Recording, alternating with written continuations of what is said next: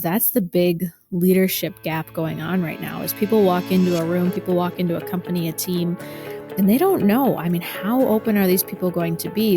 And so we end up playing it safe and we get these reduced versions of people, or even worse, we get fake versions of them. And we can't actually work with that. We can't do anything there. Today, I am excited to welcome Grace Gavin back to the show. Now, I've known Grace for a while, and it's always awesome to chat with her. And today was a really, really fun episode. I guess the topic or theme really of today is just open and honest communication. And so we really just kind of get into just that relationship that we have at work and why it can be hard for folks to just, I don't know how else to say it, to be honest and to be open with one another. And so we just really kind of dig into that. We talk about what does it take to develop a culture of real, authentic communication. And then we always have a few ideas of what we're going to talk about, but then as we were talking, things were just popping into my mind. So I was just randomly asking questions. And one of the things that came to my mind is, when the different perspectives that you can have based on the hierarchy you are in a company. So if you're, brand new to a company and you see the big CEO or whatever coming down the hallway, how are you going to be open and honest in that environment? Like, what does it take to be able to do that? So we get into that and lots of other stuff. So again, really fun conversation. I think you're going to enjoy this. I know I did. Show notes can be found over at gembapodcast.com. This is episode 596. Again, gembapodcast.com. Look for episode 596. Okay, enough from me. Let's get to the show. Grace, welcome back to the show. How's it going? Ron, thanks for having me. I am excited to be back, see where we take this conversation, because last time we took all kinds of turns and curves, so let's see where this one goes. Exactly. All right. Where are you calling in from? Grand Rapids, Michigan. Okay. And we're actually recording this at the end of July. It won't be released for a little while, but we've got a blast furnace down here in Texas. I don't know how it is right now for you right now, but we're just getting over it. There's a little bit of rain coming down actually outside. Oh, that would be lovely, actually. Mm-hmm. So awesome. All right. Well, Grace, you know the drill. We like to begin all of our episodes with our guest sharing a quote. So what do you got? Yeah, this one that has been one that I'm carrying close to me is from Maya Angelou. So classic right there already. Mm-hmm. And it's the one where she says, do the best you can until you know better. Then when you know better, do better. And I have been doing my best to live into that, to not only be better every time, but then let go of the, if I had only known this 6 months ago or 4 months ago, what could it have been? And letting go of all of those what ifs to live more in the moment and do my best right now. Yeah. Yeah. That's so important. And it's so hard, isn't it? Mm-hmm. Mm-hmm. So that's a trap I fall into. Yeah. Yeah. I think we all do. All right. Well, hey, I'm excited for today's episode. So let's just jump right in. And I guess really can talk a lot about people, and to open things up, just want to get your thoughts on the whole idea of honesty at work and why that can be a struggle for some, for many, perhaps even. So what do you think about all that? Yeah, I think it's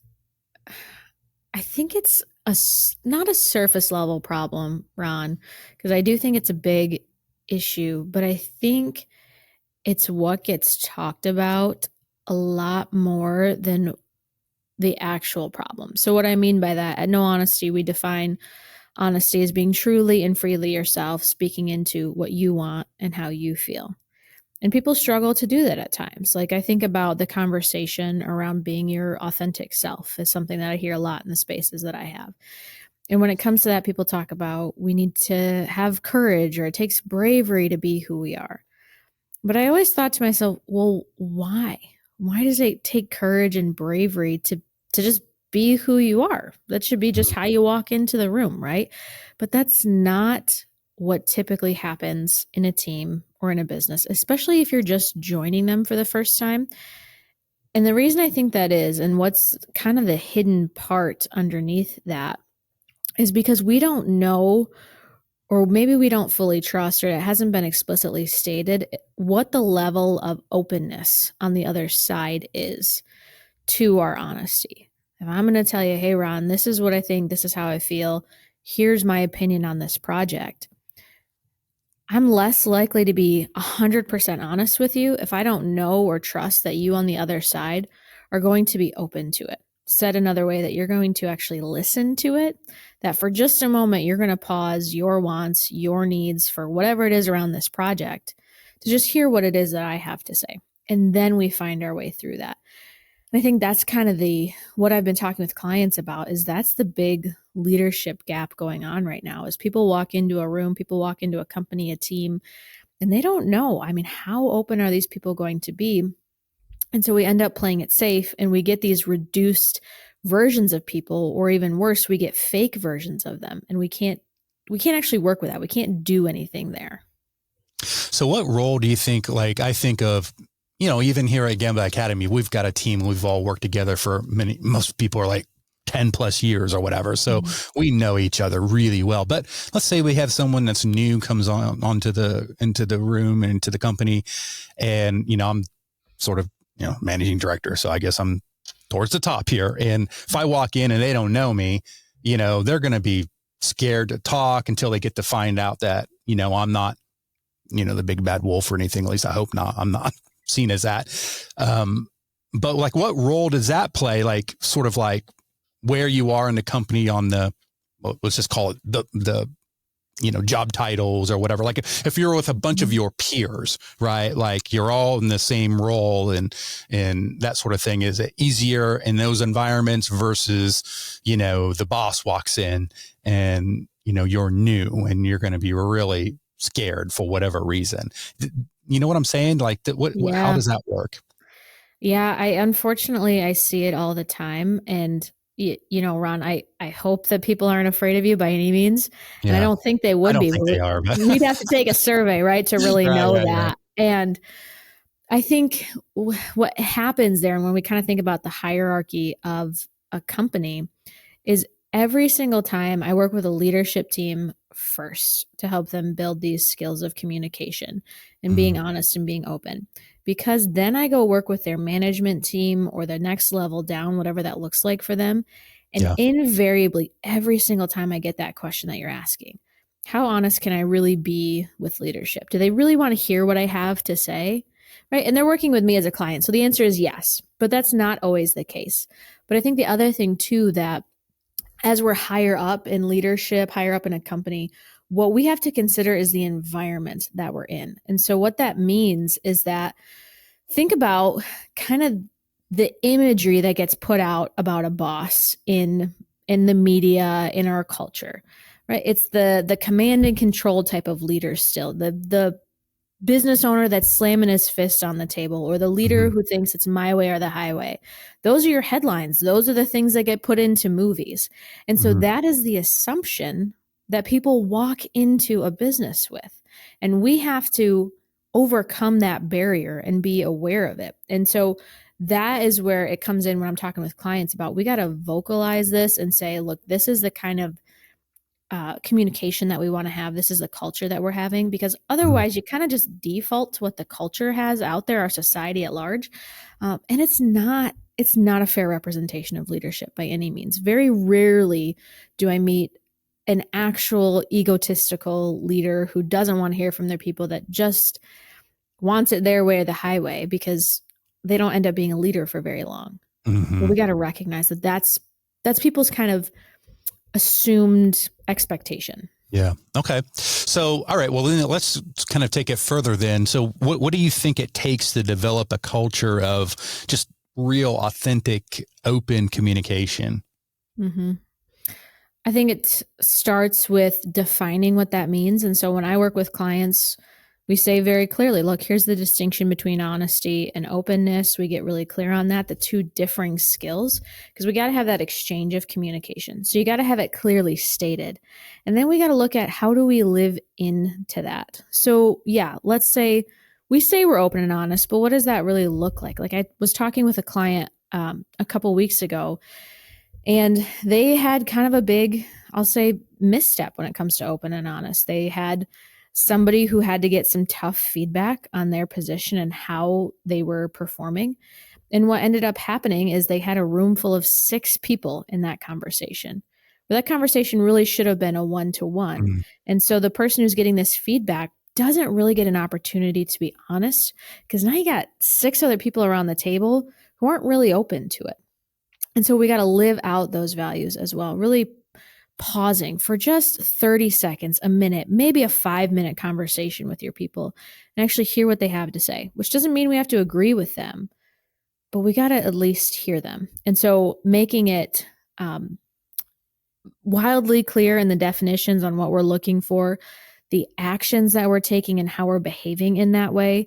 And then we're rewarding people around that, or we're having disciplinary conversations when they're not performing in that way. So it becomes an expected part of the culture and not just words that we say. One of the things I ask prospective clients is, what is it like in your company culture? And I don't want to know what your core values are on the wall. I'm not quizzing you on that, but what is it actually like to work here at this company? How do people think and feel when they walk in that door? Are they on edge? Do they hold back what they have to say because they don't think they're going to be heard, or they know they're not going to be heard? And so how are we living it out? How are we verbalizing it? And how are the actions coming out of it? I often wonder, why is it, what is it about fear in the workplace? You know what I mean? Or not, maybe that's the wrong way of stating it.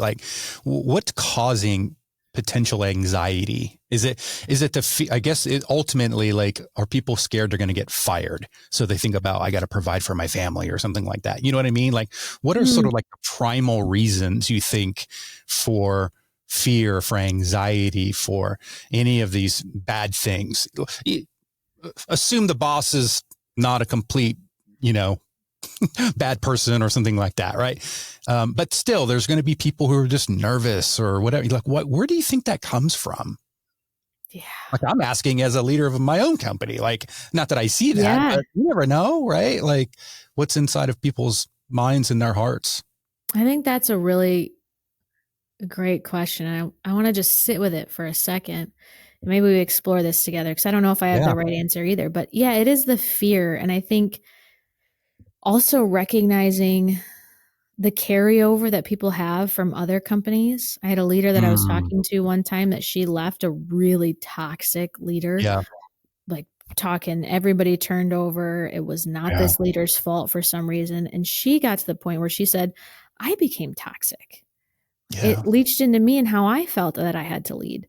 And then she goes and joins a whole different culture, and it's different, right? But now she's got that hang up where she's not able to let that go. And she's constantly looking around corners, and she has that fear.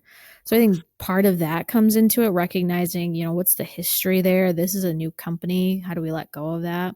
And then to me, this is still fear, Ron, but I think there's some scarcity mindset. Like you said, I got to have this job to provide for my family. And right or wrong, I get where people come from on that. And so they don't imagine a workplace where they can make the money they need to provide for their family and hopefully have a little bit of fun on top of that and enjoy their work. I think maybe that goes back to a cultural thing too, is just that trope of we can't enjoy our work, or you can only enjoy it to a certain extent, and we can't have fun, and it's got to be a trudge and just terrible. So I wonder about that too. I don't know. What do you think? Yeah. It's such a wide range of possibilities. You don't know what someone's going through. Maybe they have got a sick child at home, or trouble in their personal relationships, or whatever it might be. You never know what's going on in a person's life, and you say, well, they're so negative sitting over there or whatever, but maybe they're going through some really tough times. So I don't know, maybe a good thing for leaders to do is just say hey, Grace, how's it going? And then just shut up, and just see how's it going, and just open up a conversation or something like that. I don't know. But human beings are tricky, I think on the leader side too, the fear comes into that too, because my immediate thought that I've heard from people is, well, if I do that and I can't fix it, what happens? Mm, And to the leader out there, you don't have to fix it. Like I think about the conversation my business partner and I had 5 years ago now when my dad passed away and we were going to have a meeting. And he paused before we started and he said, "Hey, I'm just sensing you're not like fully here. What's going on? Like mm, we need you here, but what's happening?" And just that question alone unlocked something in me where I came back and I was kind of angry. But I said, "Look, my dad just died. And I they feel a know. bit unmoored and I don't know where I'm Yeah. at." And to his credit, he sat there and he just listened. And Mm, then we had a conversation about, okay, what do you need then, Grace, to walk through this time of unknown and this grief, um, where we're still, we're still accountable to things that need to happen. Um, but we give you some more space around that. And we got to have a much deeper conversation. And sometimes as a leader, you don't have to have the answer. And sometimes you just got to be a listening ear. But there are probably ways that you can help support them hmm. or the business can help support them if you've got bereavement policies or things like that, or if it's just Right. being a listening ear. Because what that did, Ron, that one conversation, I mean, Ken and I have been working together for 8 years. That was 3-ish years into our relationship. We are so much stronger for all the conversations that we have, but because I knew he supported me in that Hmm. really tough time. Hmm. Yeah. Yeah. That's beautiful. Um, so maybe keep going on a little bit more about, I'm curious to get your thoughts on barriers that I know from even maybe from some of your clients when it comes to just communication overall. Like Mm-hmm. what's getting in the way? Mm-hmm. Yeah, I think we talked about one, which is fear. When I think about it with clients, though, I try to make everything I do tangible and not so up in the clouds theory based because I love that stuff, but I know it's not nearly as Yeah. applicable all the time to every leader. And so I think about the two practices that we teach, which are fake you and the wall. And fake you is the facade we project rather than being 100% honest. So if we go back and we think about that new person joining the team, they feel like they got to put on a face to fit in. Well, that's going to be a huge barrier to them actually getting what they need out of the company and the company really understanding who that person is and how they can best utilize their skills and talents. And then on the other side is the wall, which is the divide we put between ourselves and others rather than being 100% open. Said another way, it's just what we do when we're not listening to somebody anymore. And the problem with both of these, Ron, is that they get to be so subconscious for Mm, people that we don't even sometimes recognize that they're happening. And so when I'm taking clients through a discovery of where these two barriers are getting in the way for them, it's oftentimes just an immediate response that they don't even realize is happening a lot of the times. Like I had a team member who was a part of the security team. And he talked about how, yeah, when somebody comes to me and says or has a question about security, I just stop listening. And then they come to me again and I'm not listening because it's the same complaint as last time. And then a couple weeks later, they come to me again. And I looked at him, I said, "Well, why do you think they keep coming to you?" Probably because they didn't feel heard the first time. mm-hmm. Right. And so now he's frustrated. They're frustrated. We have a broken relationship in the organization. And we're losing time because of that. Because now you've had that conversation 3 times and you both want to pull your hair out. Mm-hmm. It's a huge barrier in communication. Mm-hmm. So maybe then what do we got to do? Like, what do we do to be better at hearing each other? Maybe even the way we say it, communicate our concerns, our issues. Like, what do we need to do to have better, real communication with one another? Mm-hmm. Well, it starts with recognizing those two barriers and where do they pop up for you.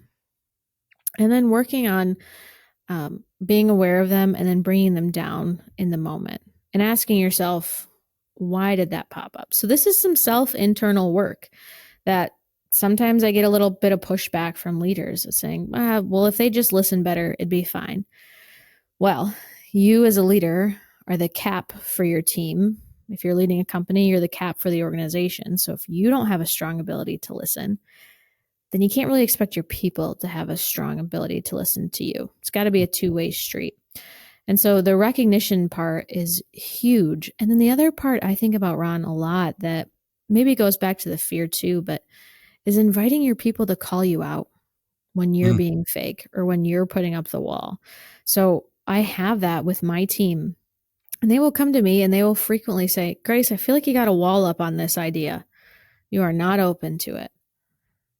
And I say, yeah, actually, you're absolutely right. Because look, we've got a process that works. And then we can have a real conversation about, yes, Grace, the process works, but this is an improvement to it. Or this is the way that it could be shaped differently. And this is where it's going to save us time.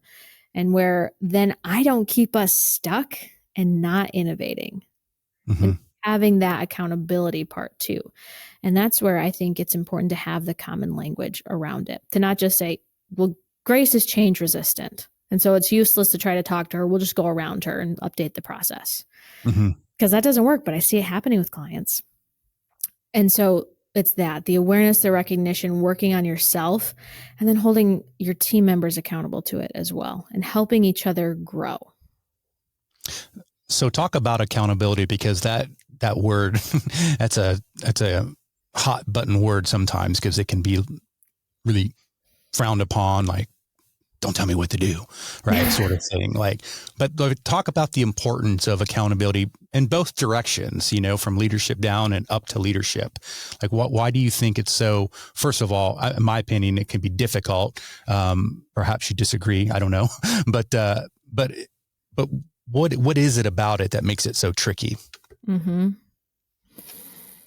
Man, maybe I'll just speak to my experience around this because growing up, I did not have accountability. It didn't feel like I kind of got to do what I wanted to do and nobody held me accountable to Like in your that. family, you mean? Yeah. Okay. Yeah. And then in some of my first jobs, um, I was a hard worker, but we didn't necessarily talk about accountability. It was more just task based things. Okay. But I think if I were to really say, like, what's the rub on accountability is, maybe for some people it's you're not doing the job that you want to be doing. And so being held accountable to it sounds like nails on a chalkboard.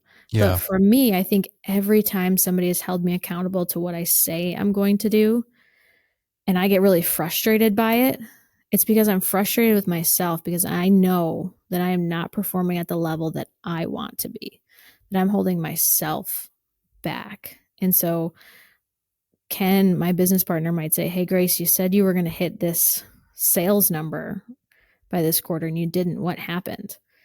And then I have to sit with that myself and say, I didn't make the phone calls I needed to, or I didn't Yeah. have the numbers that I had to. And I have to sit with that disappointment myself. And I think that's where accountability feels really icky for people because we don't want to sit with where we fail. Yeah. I think what I kept thinking when you were talking just now was the difference between sort of like leading indicators and lagging indicators. So in your example, your sales revenue or whatever, like that's the ultimate lagging indicator, right? Like, how much money did we make, or how many deals did we close? But then back up. All right, but how many calls did I make?